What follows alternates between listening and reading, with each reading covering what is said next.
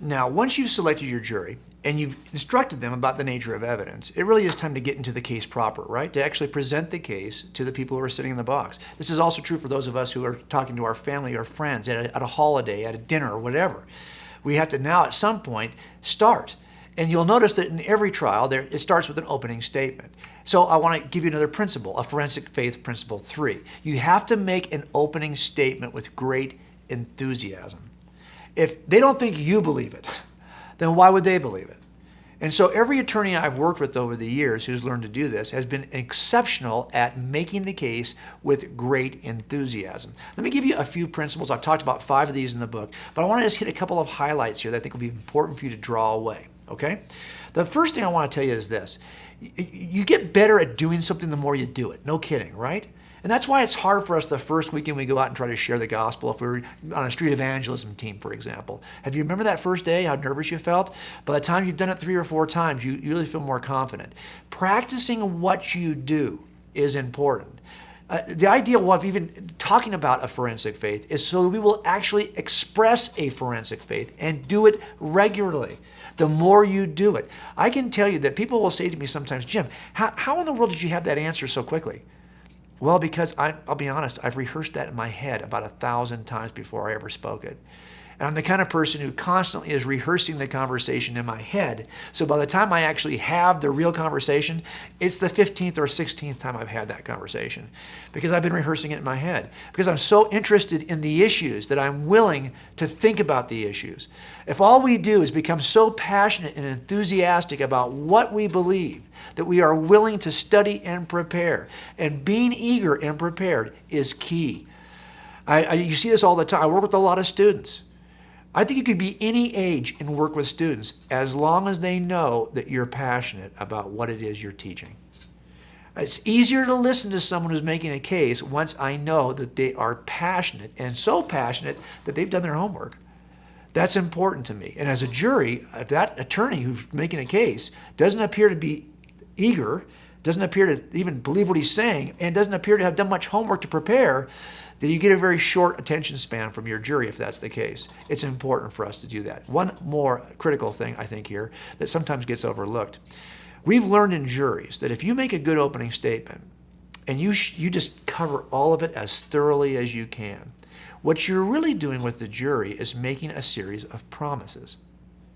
You're going to see this piece of evidence. You're going to see that piece of evidence. You're going to hear from this person. You're going to hear from that person.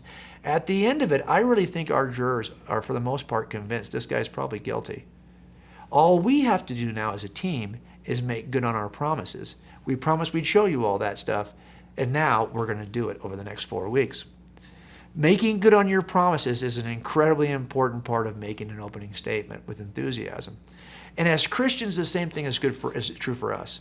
Look, if I don't know the answer to something, I'm not going to make a promise I can't deliver. I'm not going to say something that later on you're going to discover is untrue because I just spoke it too quickly. I didn't research it well enough. I basically now made you a promise I can't deliver. So if you've got a situation where someone asks you a question and you think to yourself, I'm not sure how to answer that, here's your answer. I'm not sure how to answer that, but let me get back to you. I'll find out, and I'll give you as good an answer as I can give you. I try not to make promises I can't deliver. That's all part of making the case enthusiastically. In advance, that's the first step you have to take, is to be prepared enough to know your case well enough to make it enthusiastically. Here's principle number 4, though. Once you do an opening statement, there's another part of this trial process, right, in front of jurors, and that's called the evidence presentation. That's where you take the time to actually trot out all the evidence that you described in the opening statement. There's something about that there's some principles that I've learned in doing this that I think have been helpful. I've seen juries kind of turn off during that period of time because it could be a long period of time. So what do you do to keep your jurors engaged? Well, I can tell you this. We try to make everything incredibly accessible. That's so important, right? Technical information, DNA information, forensic information, certain types of analysis can be very confusing to a juror.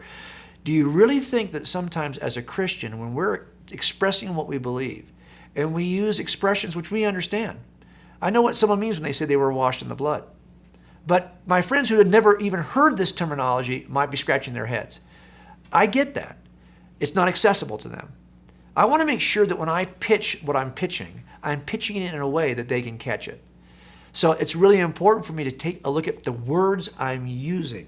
And am I using words that are accessible? Or am I so steeped in my Christian language that now I'm so far removed from the people I'm talking to, they don't understand me anymore? One more important point here.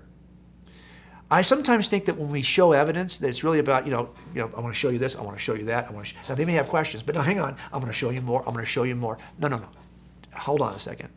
As Christians, we have to be good questioners. When we actually present evidence on the stand, some of that evidence is eyewitness testimony in which a prosecutor and a defense attorney are asking questions of the witness. We have a chance to interview, to ask questions, to clarify things. The people you're talking to about Christianity, it's tempting just to kind of steamroll everyone with 50 pieces of evidence. That probably won't get it done. Instead, I want to be a good listener. It's hard for me, okay? I'll be honest with you. Some people it's easier for. I have to actually take a breath because sometimes I'm offering them evidence of things they don't even have a question about. I'm just used to offering all this evidence. Let's ask good questions. Let's listen to the answers before we get involved making a case. That evidence presentation part of our presentation needs to be, number one, accessible, and number two, we need to know what it is we're responding to. You won't know that if you don't ask good questions and wait to get the response. Now, we've talked about making an opening statement. We've talked about making an evidence presentation. Now we're at that part of the trial called the closing argument. You notice it's not called a closing statement. It's called a closing argument. Why? Because this is the place where we try to connect dots, to make the argument sound, not to be argumentative, to make a good presentation that connects all the dots from a reasoning perspective. You have to make your closing argument persuasively. Really, arguments are about persuasion. Statements are about data. Arguments are about persuading. So in the end, I want to persuade. I want to close my case with great confidence. And that's an area I just want to camp on for a second. You got to have confidence when you close this. And it's hard to have confidence if you don't know your case well. That's why we have to shift our thinking and become more forensic in our faith so we can know our case well. Also, I take time to summarize, as you'll see here, a case visually. You might think, well, Jim, I don't have art skills. I can't make a visual case. Oh, yes, you can. I've given you an illustration, for example, of a napkin drawing. Just a stickman drawing making the same robust evidential case that I made in the larger, more elaborate drawing. You don't have to make a good drawing to make a persuasive drawing. It can be a much less substantive drawing, as you see here. Very simple drawing. Anyone can make this drawing. And as you put it together and show the relationships between the evidence and the most reasonable inference, it's clear the drawing does all the talking. I've also given you many other examples you'll see in both Forensic Faith and my other books in which you see these kinds of drawings and how persuasive they can be. When you're making the case persuasive, when you're closing your argument with confidence, sometimes doing it visually takes you a lot further than just using your words. I can't tell you how many times we've been at the end of a process of trial and we've handed the case to the jury and we've wondered, will they come back with the verdict we're hoping for? But we've learned to give the case to the jury with confidence. Once you can't dwell on that. You do your job and then it's up to them to do their job. The same thing can be said actually when we share what we believe about Jesus with our friends, right? It's tempting to see the entire endeavor like a game of tennis, right? We're on one side of the net, the person we're trying to reach is on the other side. If we make any mistake in this game, it's all on us. We're the reason why we fail. But that's not what evangelism is all about. It's really not an individual sport. It's a team sport. Because people come to faith over a period of time listening to lots of voices, lots of people in their lives who either a role play, they demonstrate the love of Christ in their lives, or they speak the gospel to them. And at some point, people make a decision. And you don't know where you are in that process as somebody who's sharing your faith. In other words, you get up to the bat as a baseball player, and you think to yourself, gosh, my goal is to hit the ball out of the park. Well, maybe. If out of the park means that the person you're talking to is going to become a Christian right there in front of you, well, that would be great, wouldn't it? But that's not really the job of every baseball player. We are a team. You might get up there and hit a single or a double to move the runners around the bases. And you don't know where the person you're trying to reach is on those bases. For all you know, they've never even entered the field. But they might have entered the field and started thinking about Christianity, and now they're on third base. And they just need somebody to drive them home. It won't take a home run to do it. It'll take something smaller. This helps me as I process my role in this, right? My job is to get up and to stand at the plate and to look at what's pitched to me and do what I have to do. Make contact with the ball. Where the person is on the base path is what God does with each of us, moving us around the base path. Our job is to make contact with the ball. And that helps me because I'm not quite as arrogant or proud of myself if I have a conversation with somebody and they say, I'm ready to accept Jesus. Well, that's not all me. That's the people who preceded me for years who moved that player to the third base. And if I get up and I seem to make no progress at all, well, it's not going to be all me. I just make one piece of this puzzle. I move that person to first or to second. Somebody later on might drive that person home. So it helps me to kind of control the extremes here. I understand my role in how I evangelize people along the base paths. It is a team sport. And it's important for us to get in the game right now. As a cop, I have a tendency to see the entire world the way most cops see the world. We divide people kind of between the sheep and the wolves. Our job is to protect the sheep from the wolves. This is our role in this yard. We protect sheep from wolves. And Jesus describes us as believers as sheep. And as I look at the Christians I know, sometimes I feel like I get it. We are all sheep, right? We all need our master. We all need the shepherd. But sometimes I think to myself, do sheep even have the smarts to know they're being picked off at night by the wolves? I don't think they do.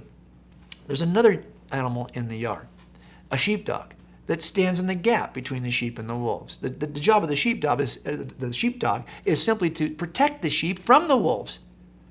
That's what their duty is. That's their job. As a matter of fact, all the sheepdog ministries around the country are, for the most part, cop ministries. They are ministries to people who see our role as sheepdogs in the yard. Now, whatever you may think of sheepdogs, one thing is certain. If the yard was full of sheepdogs, there wouldn't be a wolf problem. We have a wolf problem because we have all sheep and no sheepdogs. Well, we have some, of course, but not enough to do the job. But what if, by taking on our duty, by training, by learning to investigate the case, by learning how to communicate the case, we could transition from sheep to sheepdog? Wouldn't we be a blessing to our local congregations? Wouldn't we be a blessing to our own family? Wouldn't we make a difference in culture if we could become sheepdogs rather than sheep? That's why we take these steps. That's why we accept our duty. And that's why we try to live and breathe a forensic faith.